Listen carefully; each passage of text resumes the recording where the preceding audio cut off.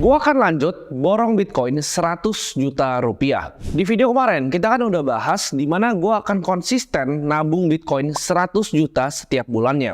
Jadi kemarin udah 100 juta pertama, sekarang akunnya gua udah top up lagi 100 juta dan kita akan borong lagi Bitcoin 100 juta. Kenapa sebenarnya gue bikin video seperti ini? Gue cuma pengen tunjukin ke kalian kalau tumbuhin aset, ya bikin aset kalian dari kecil sampai besar, itu nggak perlu strategi yang ribet. Di sini kita nggak ngomong masalah nominalnya. Oh, nggak bisa ngikutin 100 juta. Nggak masalah, nggak apa-apa. Kalian bisa mulai bahkan dengan 100 ribu rupiah, tapi konsepnya sama.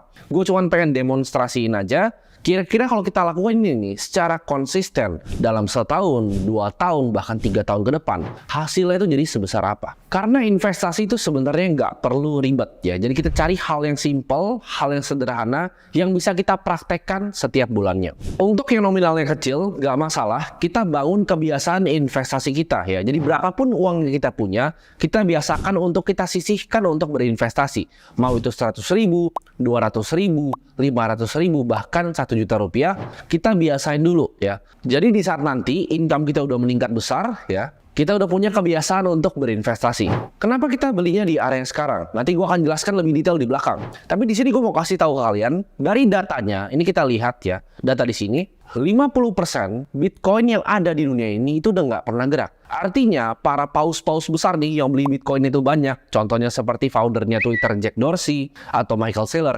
Mereka tuh udah ngumpulin Bitcoin dan nggak pernah jualan lagi. Kita juga bisa lihat ya di berita belakangan bahwa Vanguard itu salah satu yang paling besar juga aset management. Kalau di video kemarin kita bahas BlackRock, video baru ini udah Vanguard udah masuk ya. Vanguard masuk kedua saham tambang Bitcoin terbesar di Amerika. Kalau misalnya kita lihat dari sejarah nih, tahun 1975, di mana Amerika dan Uni Soviet itu saling lomba-lomba ke luar angkasa. Ada disebut namanya Space Race atau lomba ke luar angkasa. Gua rasa di tahun 2023 ini, perusahaan besar seperti BlackRock, ya, bahkan negara seperti El Salvador dan perusahaan seperti Vanguard, ya, itu adalah perusahaan aset manajer raksasa. Mereka ini gue bilang di 2023 ini kita ada yang namanya Bitcoin Race, yaitu lomba untuk ngumpulin Bitcoin. Bahkan salah satu konglomerat paling besar di Indonesia, atau mungkin yang paling besar, itu miningnya top 10 ya. Tambang Bitcoin di Indonesia itu ada yang top 10 dunia hashing powernya, dan dia nggak jualan. Mungkin ada beberapa teman-teman di sini yang udah explore lebih jauh tentang dunia cryptocurrency lalu bertanya, kenapa kita borongnya di video kali ini cuma Bitcoin aja? Kenapa kita nggak beli Ethereum? Kenapa kita nggak beli koin-koin lain mungkin seperti Ripple, seperti BNB atau koin-koin besar lainnya? Jawabannya sangat sederhana. Dari 2.412 koin yang kalian lihat di sini, hanya satu ya garis yang warna hitam ini adalah Bitcoin. Gue pribadi sebagai seorang investor, gue itu penganut kesederhanaan. Kenapa? Karena investasi itu adalah suatu hal yang kompleks. Maksudnya apa? Di situ tuh ada emosi. Mungkin kalian bisa strateginya panjang dari A sampai Z. Tapi emosi ini kadang-kadang bikin kita nggak bisa stick sama target kita. Nggak bisa stick sama plan kita. Baru turun kita udah jualan. Tapi kalau kita udah di layout nih, strategi yang simple. Setiap bulan sisihin uang untuk beli suatu aset. Itu gampang untuk kita ikutin dan emosi bisa kita kesampingkan. Mau nanti Bitcoin turun pun kita bisa kesampingkan emosi itu. Dan kita akan lanjut untuk investasi sampai akhirnya naik lagi. Jadi kalau bisa suatu hal tuh dibikin simple, dibuat sesimpel mungkin supaya kita bisa rutin untuk melakukannya. Dan balik lagi jawaban gue kenapa gue nggak beli koin lain, simple ya. Bitcoin itu nggak pernah ada software update. Gue tahu ya, di saat Satoshi publish white papernya itu, setiap 10 menit akan ada blok baru. Setiap 10 menit akan ada blok baru. Seperti matahari terbit dari timur. Setiap hari terbitnya dari timur. Setiap 10 menit Bitcoin ada blok baru. Sedangkan Ethereum kita nggak tahu. Waktu itu proof of work, di mana orang bisa mining. Sekarang akhirnya proof of stake. Validatornya tinggal 2. Ini ada wacana lagi naikin sampai 2.000 lebih ya. Minimum untuk running validator Ethereum. Gue nggak tahu nih ya. Kalau Vitalik and the gang coba untuk ubah-ubah yang lain, gue rasa ini nggak truly decentralized. Apakah nggak boleh untuk investasi yang lain? Boleh banget. Tapi anggapnya berbeda seperti Bitcoin. Bitcoin itu kita lihat sebagai kayak emas digital ya. Monetary good. Ya, properti digital. Sedangkan yang lain ini, Ethereum, BNB, itu sebagai perusahaan. Ada foundernya, ada manajemen timnya, ya ada yang running. Jadi selain Bitcoin, semua ini kita investnya ibaratnya venture capitalist ya. Orang-orang yang berinvest di perusahaan awal-awal. Dan gue pribadi sangat suka Bitcoin. Kenapa? Karena sifatnya yang limited. Kita tahu cuma akan ada 21 juta Bitcoin yang pernah ada di dunia ini. Dan 19.400.000 sudah ditambang per video ini dibuat. Bitcoin itu menurut gua valuasi masih relatif murah karena kita nggak bisa value seperti saham, ada discounted cash flow hitungannya. Kita nggak bisa valuasi seperti properti, ada earnings dan segala macam. Tapi Bitcoin itu adalah monetary goods ya. Jadi kita lihatnya berbeda. Kita harus lihat ini sebagai uang. Kita harus pelajarin sejarah uang untuk bisa ngerti ini. Bitcoin itu totalnya ya baru 4%-an dari total kapitalisasi pasarnya emas. Emas itu adalah aset 12 sampai 14 triliun dolar. Sedangkan Bitcoin per video ini dibuat masih 500 miliar dolar. Mungkin kalau kalian nonton video ini tapi mungkin 2 tahun lagi pasti udah beda. Mungkin udah 1 triliun bahkan 2 triliun dolar market cap ya. Nah mungkin pertanyaan dari kalian, kenapa akhirnya gue bikin seriesnya itu waktu sekarang, bukan kemarin pas gue mulai awal beli waktu di Februari. Di sini gue akan sharing dikit ke kalian apa yang gue lihat nih dari harga Bitcoin sekarang. Jadi kita akan lihat aja langsung bareng-bareng. Di sini gue pengen sharing ke kalian apa yang gue lihat sebenarnya di price actionnya Bitcoin. Kita lihat Bitcoin itu sudah naik, terakhir itu paling tinggi di 68.000 dolar dan paling bottomnya itu waktu itu sempat di 15.000 dolar. Analisa gue, Bitcoin itu udah sentuh bottomnya dan gak akan pernah break dari 15.500 lagi. Kalau misalnya kita lihat ya secara siklus ya, jadi ini bukan pengalaman pertama gue ngeliat Bitcoin, karena Bitcoin gue udah lihat 2 siklus sebelumnya, tahun 2017 dan terakhir kemarin pas naik di 2021. Jadi ini siklus ketiga gue, ini bukan pengalaman pertama gue. Nah kita kan lihat dari siklus 2017-2018 dulu. Jadi di 2017 dan 2018 itu kapitulasinya ya dari antara dia pertama turun ya bear market sampai kapitulasi itu sekitar 1186 hari ya. Dan kalau kita tarik dari terakhir all time high-nya siklus yang terakhir ini ya 2021, kita lihat itu 1.800, kalau misalnya 86 hari itu kan nyampe di sekitar Januari dan Februari 2025. Jadi kalau misalnya siklusnya berulang, harusnya Bitcoin akan naik di sekitar Januari dan Februari dari 2025.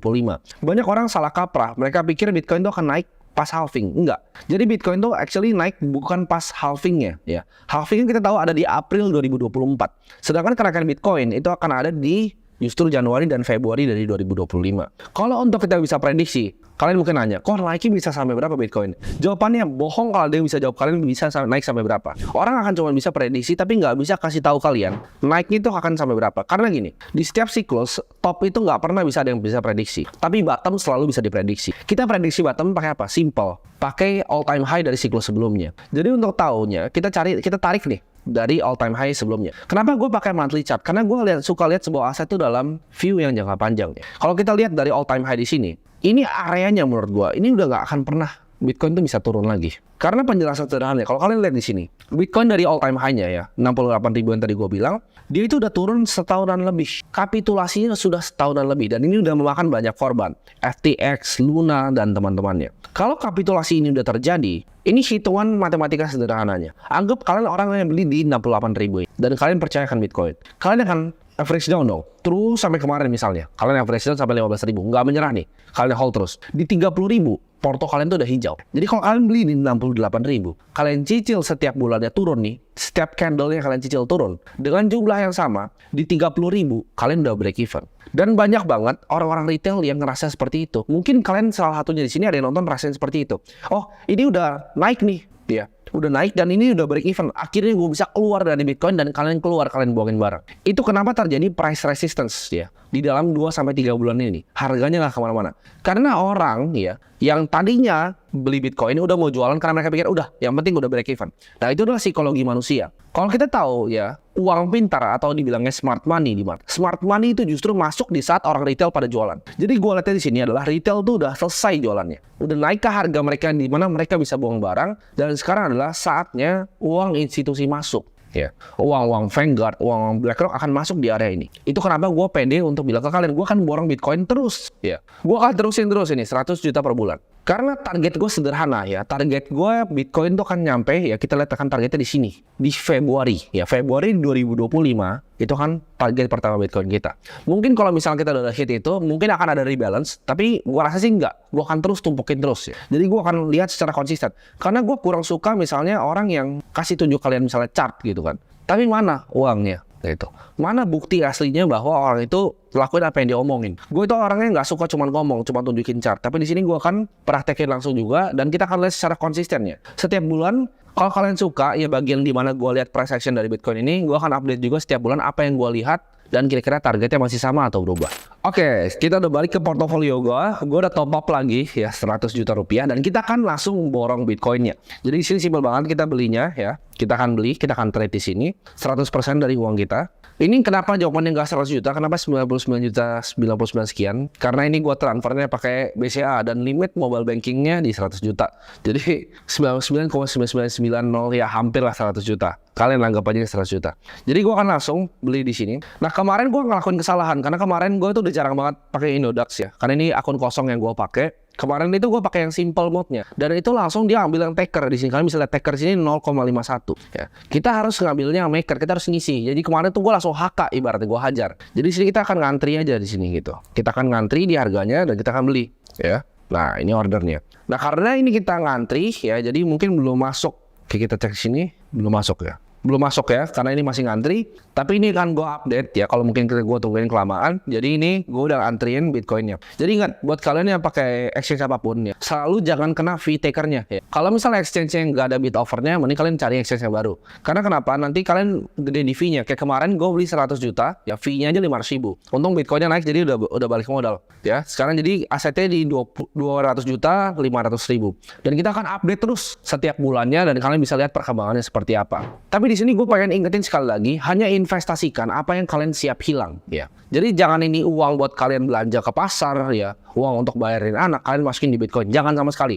Ini uang dingin yang kalian siap untuk hilang. Kalau itu 100 ribu ya 100 ribu gitu, kalau 200 ribu ya 200 ribu. Jangan uang yang kalian pakai untuk anak sekolah kalian taruh di sini ya. Terus ntar kalian ngomel-ngomel di saat asetnya turun. Pas turun kalian perlu kebutuhan, kalian jual ya, terus dia terbang, terus kalian nangis nanti. Jadi gue harap videonya bermanfaat ya untuk teman-teman semua.